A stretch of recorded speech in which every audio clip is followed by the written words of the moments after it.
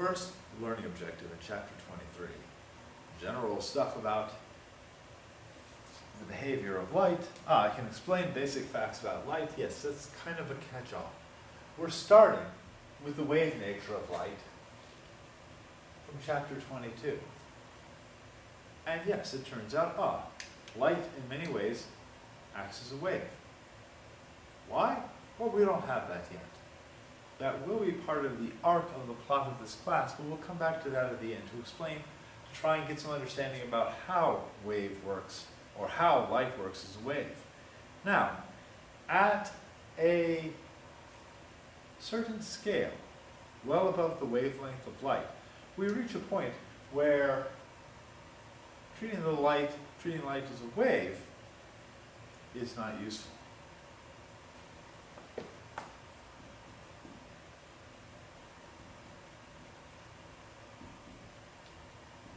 If we were going into quantum mechanics this semester, which unfortunately we aren't, we just have limited time, then we find out places where treating light as a particle is the most effective way to treat light. In this case, we're working on a large, and that's actually tends to be on a much smaller scale, on the atomic and subatomic level. Now,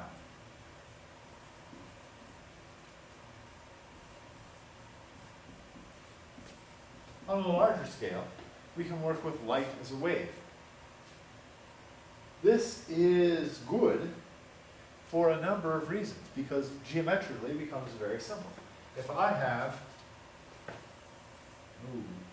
that should be a straight line. Let's at least try.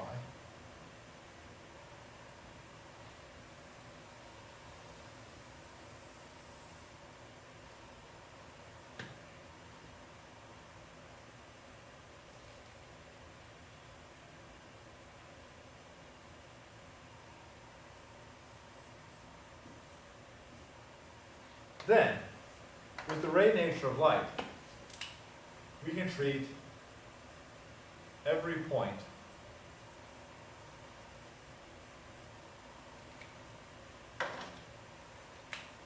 let's say I'm going to bow tie in. We can treat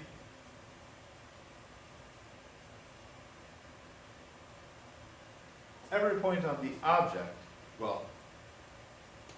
the source of whatever image we're going to try and form, as a source of light rays. Now, for diffuse reflection, typically very few things are emitting their own light.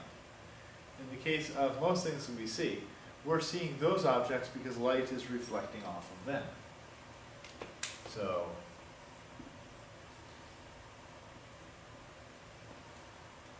in most cases, most objects we see are pretty rough on the molecular level. So when light hits it, it doesn't reflect off universally. It doesn't reflect off uniformly in all directions. So if I have some light source, I don't keep information about the source of the light. It's reflected so much so that it's just smeared into looking like it's coming from a point on the object. Well, let's treat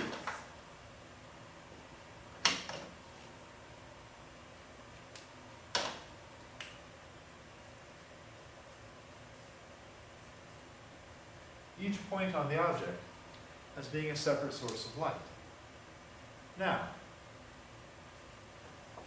if I'm looking at an object from some other source, darn it, I think I might need to tilt this just a bit for this one. Then,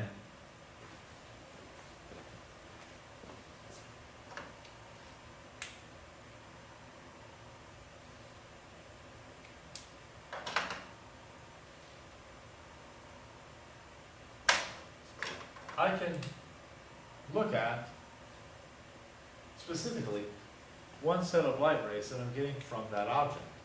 Now, if I treat these rays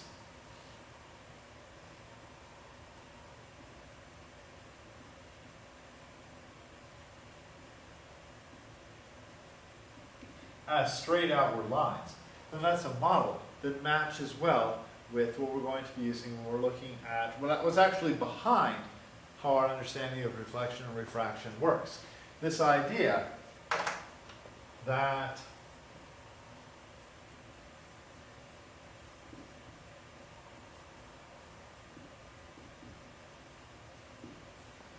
if I want to look at like, how does light work? Well, light works as, rays coming from a point.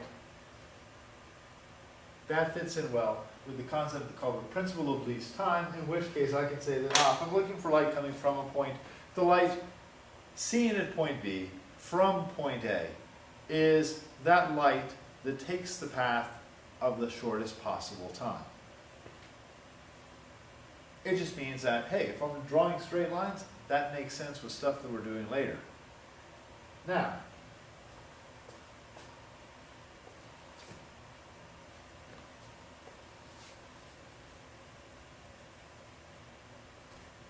if I've got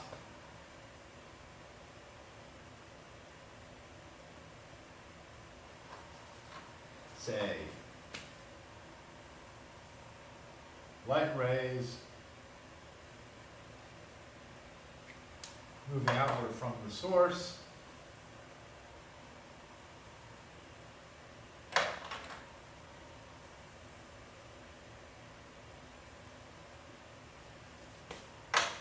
then actually this space is crammed full of different rays of light.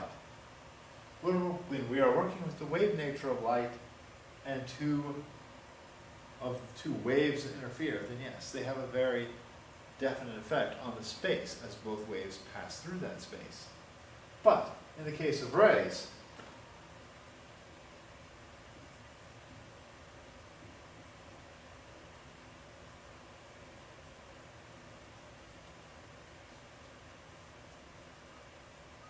rays don't affect each other as they move.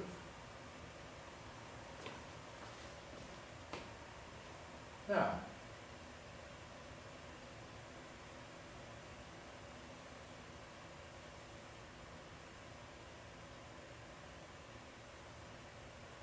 we're going to be looking at how rays deal with lenses and mirrors.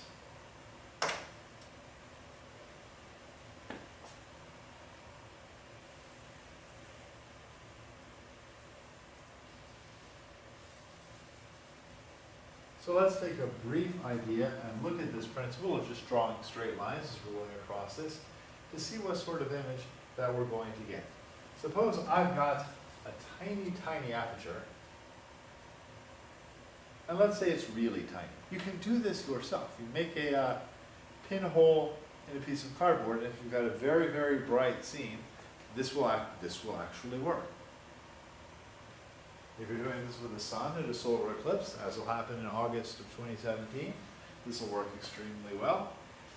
You could build this into what's called a camera obscura, where you have like a tiny hole inside a darkened room, and it will flash up an image of the world outside onto your far wall. Now, let's say that that hole is small enough so that only one ray from each point comes through.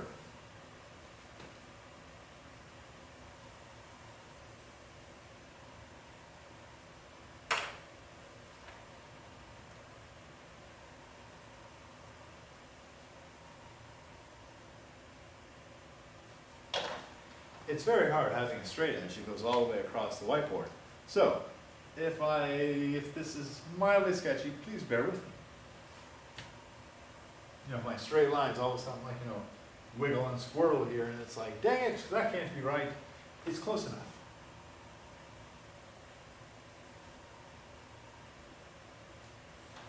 Here, I can cheat.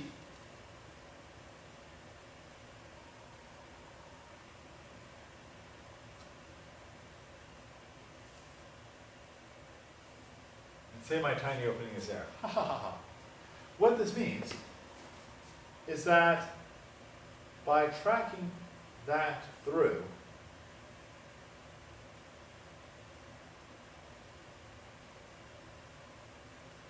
I can get an idea of what sort of image I'm going to get. By tracing those lines through, I'll get an image of of whatever object's in front, in this case the person with the tie,